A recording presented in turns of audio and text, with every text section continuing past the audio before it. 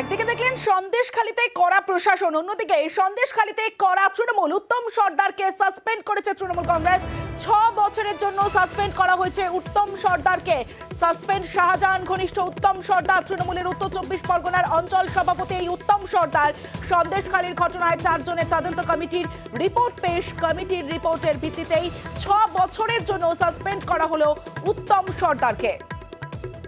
6 বছরের জন্য দল সাসপেন্ড করেছে, কারণ আপনারা জানেন মমতা ব্যানার্জির নির্দেশে আমাদের সর্বভারতীয় সাধারণ সম্পাদক অভিষেক বন্দ্যোপাধ্যায় তিনি একটা টিম করে দেন যারা দলগতভাবে তদন্ত করবে। সেই দলগত তদন্তে মানুষ যা অভিযোগ করেছিল তার পরিপ্রেক্ষিতে সেই দলগত তদন্তের রিপোর্ট আজকে 12টায় জমা পড়ে। তার পরিপ্রেক্ষিতে দল সিদ্ধান্ত নিয়েছে ওকে 6 বছরের জন্য সাসপেন্ড করা হবে।